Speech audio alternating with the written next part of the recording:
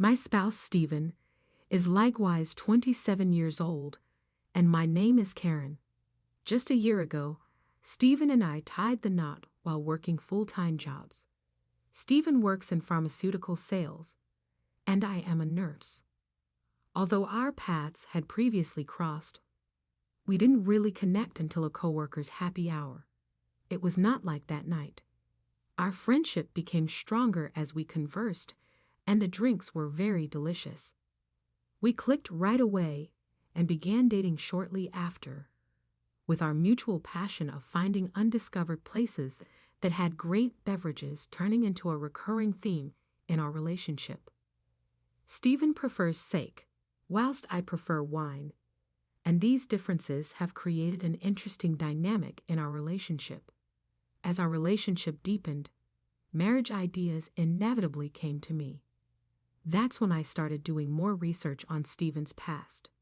His parents had split when he was young, so he was reared by his single mother, with whom he was very close. He never had a true relationship with his father. I used to wonder if the fact that Stephen had never left his family's house was a weakness or evidence of his strong family values. I considered it a good thing at the time.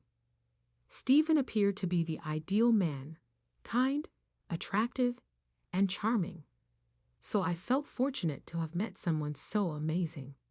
I used to have dinners with my mother-in-law a lot before the wedding, and she would often compliment Stephen on me and say things like, "Karen is like a daughter to me.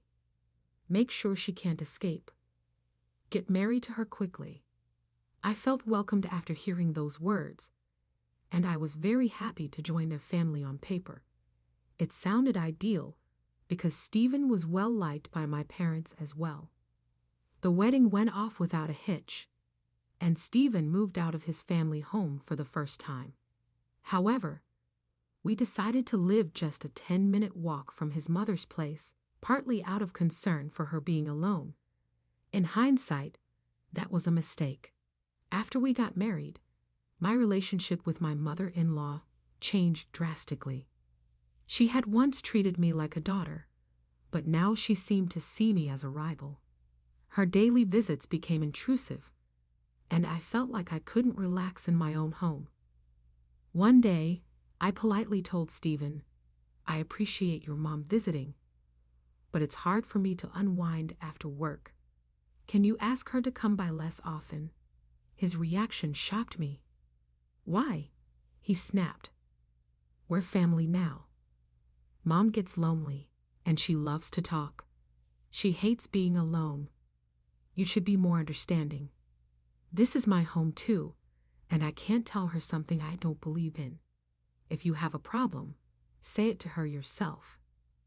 I was taken aback by Stephen's response, and from that point on, mentioning his mother made him irritable. I kept my thoughts to myself, not wanting to cause any more tension. Things escalated when I found out Stephen had given his mother a spare key. One day, I came home to find her cooking in our kitchen without permission. Startled, I asked, "What are you doing here?" She shot back, "Your fridge is practically empty. Do you even cook, or are you always buying deli food?" Her condescending tone set me off. I shop for fresh ingredients daily. We might have deli food sometimes, but I cook to save money. And by the way, deli food is pretty good. Haven't you ever tried it? She fired back, "I don't want Stephen eating food when we don't even know who made it." This is what happens when he marries an incompetent wife. I should have taught him to choose better. At that point, I couldn't hold back anymore. "Do you see this bag? I just bought ingredients today. I'm busy, so could you please not get in my way? You're not even a guest anymore. You let yourself in without asking." She stormed out, furious, threatening to tell Stephen about the exchange. When Stephen came home later, his anger mirrored hers. "What did you say to Mom? She called me crying. She was just trying to help you because you're busy." I was baffled. Breaking into someone's home isn't a surprise, and if it is, then burglars should be forgiven if they call it a surprise, right? You gave her a spare key. She could have waited until one of us was home. It's intrusive. Stephen was shocked by my refusal to apologize.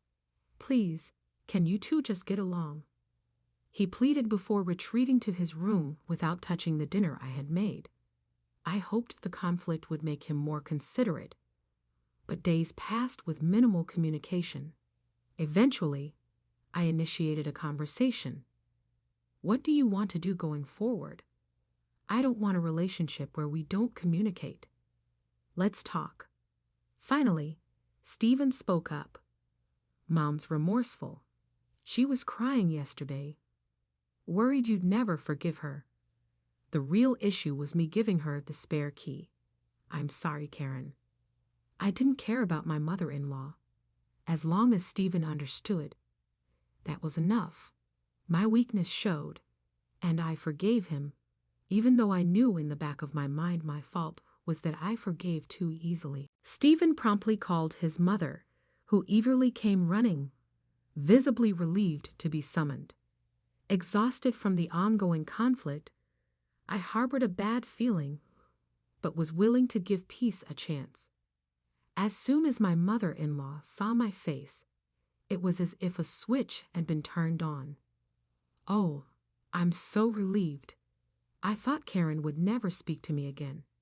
I know I overstepped, and I promise never to do it again, she began, speaking in a voice as sweet as if she were addressing a cat. Despite my reservations, she pulled out a mysterious bag from her purse. I met an old friend from college yesterday.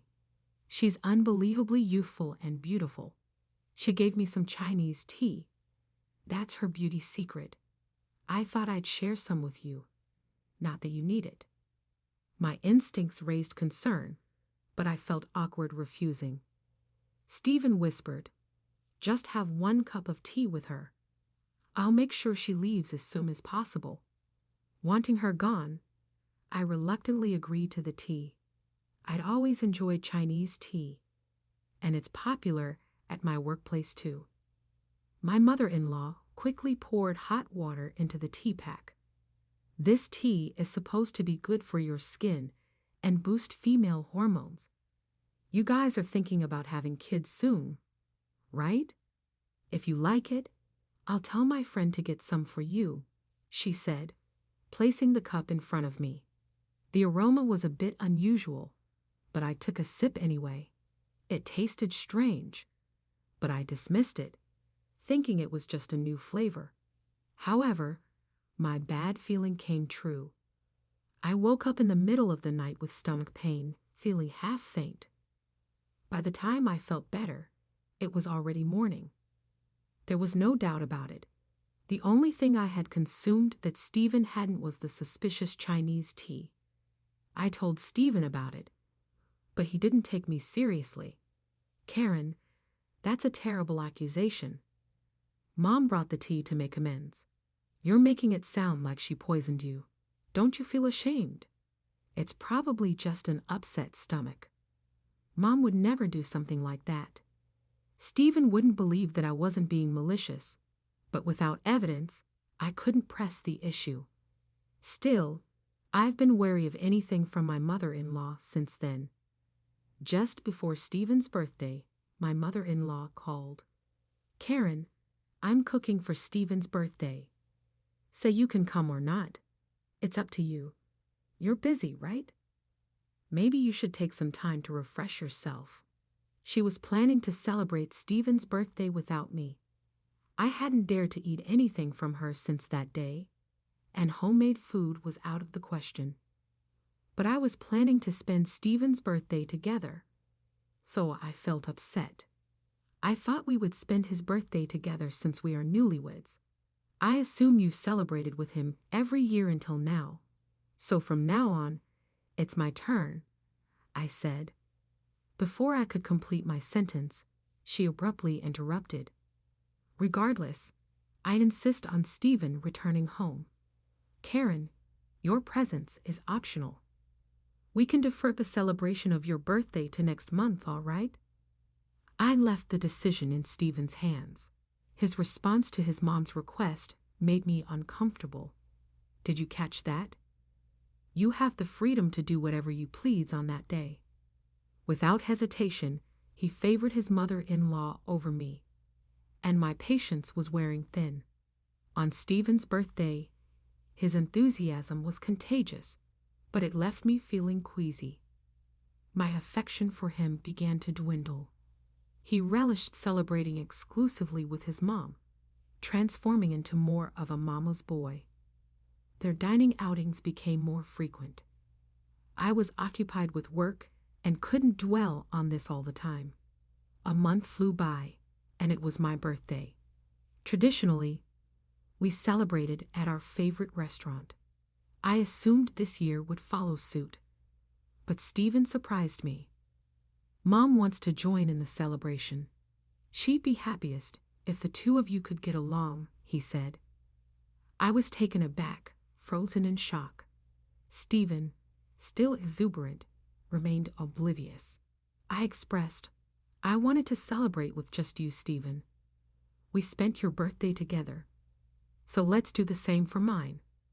Stephen, for some inexplicable reason, interpreted it as politeness. No need to hold back. Mom offered, so it's fine, he said. He just couldn't grasp it. With no other option, I had to be resolute.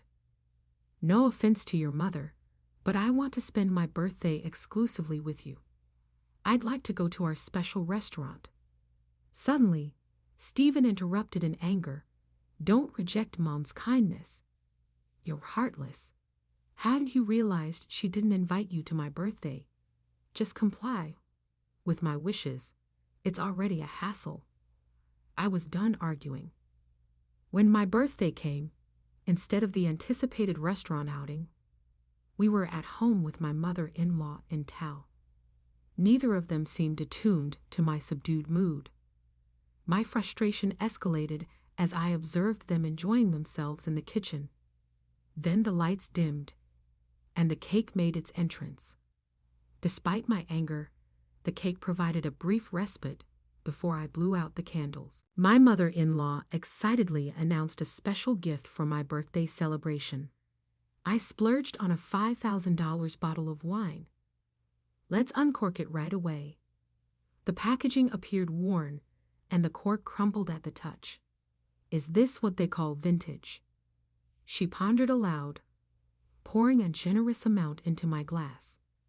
Even in the subdued lighting, it was evident that the wine had an unsettling cloudiness.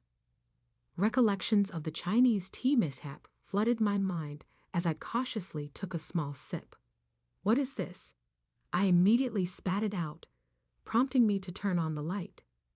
In the kitchen sink, I inverted the bottle of my mother-in-law's supposedly extravagant $5,000 wine, watching as it flowed down the drain.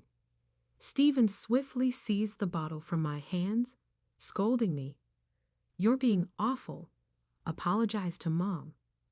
What do you think you're doing? The anger etched on Stephen's face was unmistakable.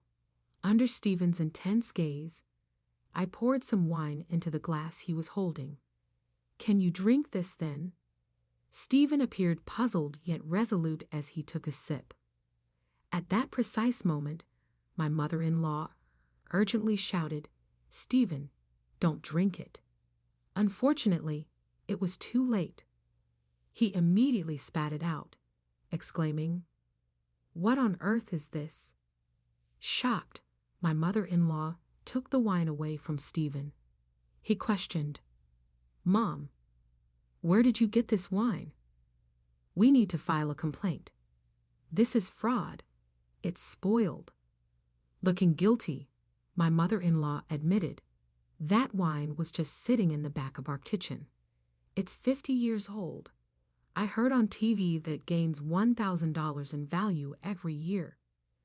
Vintage wines are supposed to be stored in wine coolers.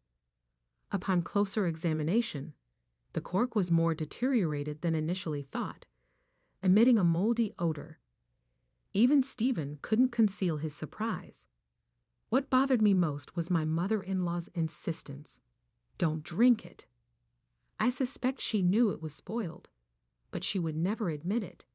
I couldn't find it in me to forgive my mother-in-law for her actions. Could you please leave? I can't control my emotions. Just go, I implored. Yet even as I spoke, my mother-in-law continued offering excuses to Stephen. I felt invisible, but even she, visibly uncomfortable, hurriedly departed. Once she was gone, Stephen surprised me with his response. Mom doesn't drink, so she wouldn't have known. Thankfully, we didn't offer it to anyone else. Despite everything, Stephen defended his mother as if it were an innocent mistake. In that moment, my feelings for him cooled. My determination against Stephen solidified as he continued to defend her despite her actions against me. I had ignored his excessive attachment to his mother for too long. I want a divorce, I declared, presenting Stephen with the divorce papers I had kept just in case.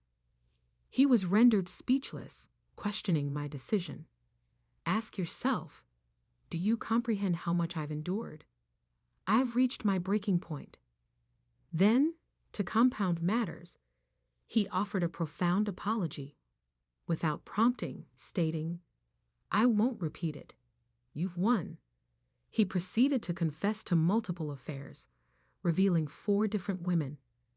Though I had harbored suspicions of infidelity, learning the truth left me shocked. There was no longer any doubt. I was determined to divorce him. Engaging a private investigator seemed unnecessary. Evidence of his affairs was abundant. During our conversation, he foolishly remarked, You'll regret divorcing someone as great as me. Stephen's words only fueled my disgust at myself for ever loving him. Multiple affairs and his attachment to his mother provided ample grounds for divorce. To streamline the process, I resolved to hire a lawyer, regardless of the cost. Stephen was first opposed to the divorce, but he finally gave in, probably realizing the seriousness of his errors. After he went back to his adoring mother, he was demoted after it came to light that he had an affair with a coworker. Stephen eventually quit from his job because he was unable to put his mother behind him.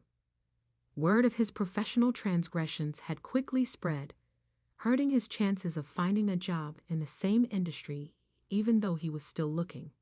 Continually dependent on his mother, he made do with part-time job. Considering his conceited and untrustworthy behavior, it appears doubtful he will hold the position for very long. Even though I depend on his reliable work to pay alimony, I'll consider it a victory because the payments are now regular. I found out that my mother-in-law, who had always carried herself off as a superwoman, was actually a hoarder. The reason Stephen's family was reluctant to have me around was because their house was a complete dump. Police had to step in as the smell started to irritate the neighbors. Even now, the thought of drinking wine from that house makes me queasy. For all I care, let Stephen continue to live in his filthy surroundings and work his irregular part-time jobs with his devoted mother-in-law. Even though I've gone back to my former life, the lack of suffering makes me happy. Stephen won't be bothering my job anymore, which is a relief. Looking back, Stephen was attractive, but not very smart. The bright side, I suppose, is that he pays his alimony as agreed. I learned a very important lesson from the breakup. Love is blind. I'm putting my career ahead of romance this time. I've learned my lesson, and I'm going to make putting my career first